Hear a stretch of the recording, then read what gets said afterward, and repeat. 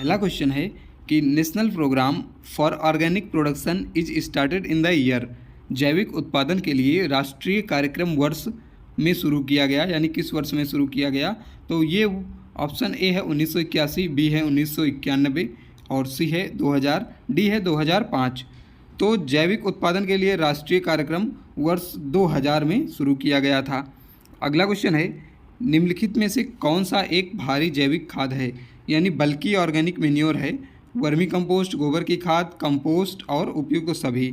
तो इसका जो आंसर होगा वो हो जाएगा वर्मी कंपोस्ट, गोबर की खाद और कंपोस्ट, तीनों हो जाएगा। ऑप्शन डी इसमें करेक्ट होगा, उपयुक्त सभी। अगला क्वेश्चन देखते हैं, एजोटोबैक्टर फसल उत्पादन में की वृद्धि करता है, यानी कितने प्रतिशत की वृद्धि करता है? Increase crop yield up to 5 से 10%, 10 से 15%, 15 से 22% और 22 से 30%। तो इसका आंसर हो जाएगा आपका 10 से 15%। एजोटोबैक्टर जो है 10 से 15% तक फसल उत्पादन में वृद्धि करता है। अगला क्वेश्चन है, दलहनी फसलों में राइजोबियम कल्चर कि कितने किलोग्राम बीज दर से प्रयोग करते हैं? यानी जो पल्सेस क्रॉप हैं उसमें राइजोबियम कल्चर यूज्ड इन @ ग्राम पर केजी सीड, यानी 5 से 10 ग्राम, 10 से 20 ग्राम, 20 से 25 ग्राम और 25 से 30 ग्राम। तो इसका आंसर हो जाएगा 5 से 10 ग्राम। 5 से 10 ग्राम राइजोबियम कल्चर को पर ग्राम जो राइजोबियम कल्चर है ये किलोग्राम बीज की दर से प्रयोग करते हैं, यानी 1 किलोग्राम बीज के लिए आपको 5 से 10 ग्राम राइजोबियम कल्चर की आवश्यकता होगी। अगला क्वेश्चन है, अपशिष्ट पदार्थ से बने सड़े हुए कार्बनिक पदार्थ के ढेर को कहते हैं? A mass of rotted organic matter made from waste material is called compost, गोबर की खाद, वर्मी कंपोस्ट और पत्ती की खाद। तो इसे क्या कहते हैं? इसे कंपोस्ट कहा जाता है। अगला क्वेश्चन देखते हैं, नील हरित शैवाल की प्रजाति है कौन सी? इसमें स्पीसीज है ब्लू ग्रीन एल्गी की। तो एनाबिना, नौ स्टॉक, ओलोसीरा और उपयुक्त सभी। तो ये सभी जो है नील हरित शैवाल ब्लू ग्रीन एल्गी की स्पीसीज हैं, प्रजाति हैं। अगला क्वेश्चन है, निम्नलिखित में से कौन हरी पत्ती वाली खाद है? यानी which of the following is green leaf manure? ढैंचा, करंज पत्ती, सनई, सेंजी। इसमें पूछ रहा है कि कौन सी हरी पत्ती वाली खाद है, यानी जिसकी पत्ती का हम लोग हरी खाद के रूप में प्रयोग करते हैं। तो इसमें जो है करंज पत्ती ऑप्शन सही हो जाएगा, ऑप्शन बी करेक्ट हो जाएगा। अगला क्वेश्चन है, कंपोस्ट खेत में मिलाने के लिए तैयार होता है। Compost is ready for application field up to कितने माह में? 3 से 4 माह तक, या 5 से 6, या 8 से 9, या 12 माह से अधिक। तो कंपोस्ट के लिए जो है 5 से 6 माह तक की अवधि आवश्यक होती है तैयार होने के लिए। अगला क्वेश्चन है, कार्बनिक खेती के जनक हैं, father of organic farming, Fukuoka, काइबले, अल्बर्ट हावर्ड और अगला है डॉक्टर C.N. आचार्य। तो इसका जो आंसर होगा वो हो जाएगा अल्बर्ट हावर्ड। अल्बर्ट हावर्ड को फादर ऑफ ऑर्गेनिक फार्मिंग कहा जाता है। अगला क्वेश्चन है, मूंगफली की खली में नाइट्रोजन प्रतिशत होता है, जो नाइट्रोजन परसेंटेज है वो ग्राउंडनट केक में कितना होता है?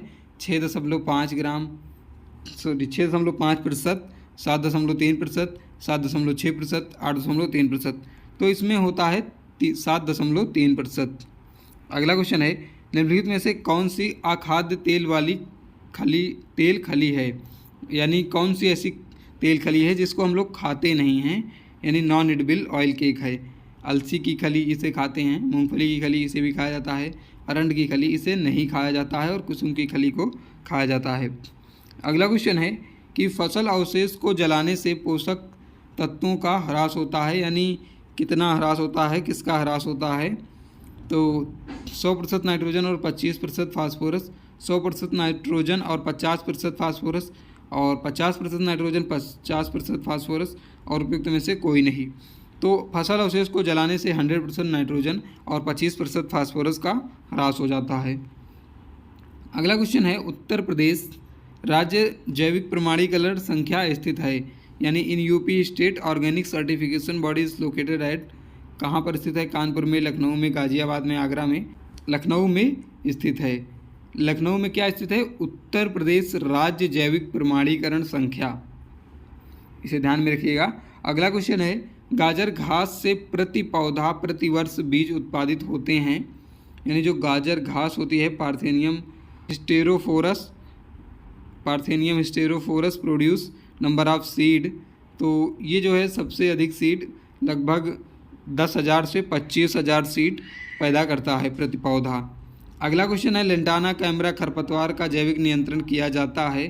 तो लेंटाना कैमरा का जैविक नियंत्रण जो है एग्रोमाइजा लेंटाना के लार्वा द्वारा किया जाता है, या फिर थेक्ले चियोन के लार्वा द्वारा, या फिर थेक्ला बेजुकाई के लार्वा द्वारा। तो इसमें ऑप्शन डी करेक्ट हो जाएगा। इन सभी के द्वारा जो है लेंटाना कैमरा खरपतवार का जैविक नियंत्रण किया जाता है। अगला क्वेश्चन देखते हैं कि भिंडी किसकी कीट आकर्षक फसल है? कॉटन की, टमाटर की, गन्ना की या खीरा की? तो ये कपास यानी कॉटन की आकर्षक फसल है। अगला क्वेश्चन है, IFOAM की स्थापना किस वर्ष हुई थी?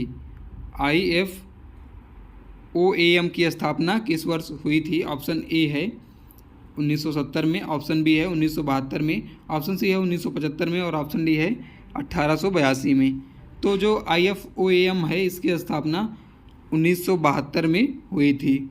जो IFOAM है इसका जो फुल फॉर्म होता है वो होता है international federation of organic agricultural movements. इसे आप लोग लिख लीजिएगा। इसका जो फुल फॉर्म होता है वो होता है international federation of organic agriculture movements. ये बहुत ही इंपॉर्टेंट है, फुल फॉर्म भी पूछा जा सकता है। अगला क्वेश्चन देखते हैं। अगला क्वेश्चन है कि आप जैविक खेती में अकार्बनिक उर्वरकों का उपयोग कैसे करेंगे? यानी एक पूरक घटक के रूप में, या फिर एक अनुपूरक घटक के रूप में, या विकल्प के रूप में, या उपयुक्त में से कोई नहीं। तो इसका जो सही आंसर होगा वो हो जाएगा एक अनुपूरक घटक के रूप में अकार्बनिक उर्वरकों का उपयोग करेंगे। अगला क्वेश्चन है, एक माइक्रोबियल कीटनाशक है। ऑप्शन ए है Bacillus thuringiensis, Trichogramma, A and B दोनों, और उपयुक्त में से कोई नहीं। तो जो माइक्रोबियल कीटनाशक है वो है आपका बैसिलस थोरनजेनेसिस। अगला क्वेश्चन है, वर्मी कंपोस्ट में नाइट्रोजन, फास्फोरस तथा पोटास की मात्रा कितनी होती है? तो ये होती है 0.5 से 1% नाइट्रोजन, और 0.15 से 0.56% फास्फोरस, और 0.06 से 0.3% पोटास वर्मी कंपोस्ट में पाई जाती है। अगला क्वेश्चन है, कौन सा देश जैविक खेती के अंतर्गत अधिकतम क्षेत्रफल में है? यानी किस देश में सबसे अधिक क्षेत्रफल में जैविक खेती की जाती है? तो संयुक्त राज्य अमेरिका, भारत, ऑस्ट्रेलिया, इटली। तो इसमें ऑस्ट्रेलिया में सबसे ज़्यादा क्षेत्र में ऑर्गेनिक फार्मिंग की जाती है। अगला क्वेश्चन है, भारत कौन सा राज्य पूर्ण रूप से जैविक राज्य है? यानी ऐसा कौन सा राज्य है जिसमें पूर्ण रूप से ऑर्गेनिक फार्मिंग की जाती है या फुल्ली ऑर्गेनिक स्टेट कहा जाता है? तो असम को जो है फुल्ली ऑर्गेनिक स्टेट कहा जाता है। अगला क्वेश्चन है, इसमें से कौन सा रसायनों का प्रयोग करके बनाया जाता है? कीटनाशक, जैविक खाद, जैविक कंपोस्ट, जैव उर्वरक। तो जैविक जितने हैं इसमें रसायनों का प्रयोग नहीं होता है। कीटनाशक यानी पेस्टिसाइड में रसायनों का प्रयोग करके बनाया जाता है। अगला क्वेश्चन है, जैविक खाद की खेती की लागत है, यानी जैविक खाद की खेती की लागत है the cultivation cost of organic food. तो पारंपरिक खेती से कम, अधिक, बराबर या उपयुक्त में से कोई नहीं। तो पारंपरिक खेती से अधिक लागत आती है जैविक खेती में। अगला क्वेश्चन है, एजोला एक जैव उर्वरक है जो फसल की उपज को कितने प्रतिशत तक बढ़ाता है? तो एजोला फसल की उपज को बढ़ाता है 50% तक। 50% तक एजोला जो है ये एक जैव उर्वरक है और फसल की उपज को बढ़ा देता है। अगला क्वेश्चन है, जैविक खेती के प्रमुख सिद्धांत हैं। ऑप्शन ए है फसल चक्र, बी है जैविक चक्र, सी है मिश्रित खेती और डी है उपयुक्त सभी। तो जैविक खेती के प्रमुख सिद्धांत ये सभी हैं। ऑप्शन डी इसमें करेक्ट हो जाएगा। अगला क्वेश्चन है, खेत में हरी खाद की फसल को उगाना तथा उसको उसी खेत में हरी अवस्था में समाविष्ट करना कहलाता है। ऑप्शन ए है हरी पत्ती खाद, ऑप्शन बी है इन सीटू हरी खाद, ऑप्शन सी है इक्स सीटू हरी खाद, और ऑप्शन डी है उपयुक्त में से कोई नहीं। तो क्वेश्चन ध्यान से पढ़िए। कह रहा है कि हरी खाद की फसल को उगाना तथा उसी खेत में समाविष्ट करना, इसे जो है इन सीटू कहा जाता है। हरी पत्ती खाद होती है जो हम लोग बाहर से पत्ती लाकर, किसी पेड़ से लाकर उसमें सड़ाते हैं या उसमें समाविष्ट करते हैं, तो उसे इक्स सीटू हरी खाद या हरी पत्ती खाद कहा जाता है। अगला क्वेश्चन है, निम्नलिखित में से कौन नाइट्रिफिकेशन अवरोधक है? तो नीम की खली, कपास की खली, मूंगफली की खली, सरसों की खली। तो जो नीम की खली होती है ये नाइट्रिफिकेशन अवरोधक होती है। अगला क्वेश्चन है, जैविक खेती का महत्व और लाभ क्या है? What is the importance and benefit of organic farming? मिट्टी के स्वास्थ्य में वृद्धि, पर्यावरण के अनुकूल, कोई रासायनिक उपयोग नहीं। तो ये सभी जो है लाभ हैं ऑर्गेनिक फार्मिंग के। अगला क्वेश्चन है, कंपोस्ट बनाने की बंगलौर विधि किसने दी थी? तो कंपोस्ट बनाने की बंगलौर विधि CN आचार्य ने दी थी।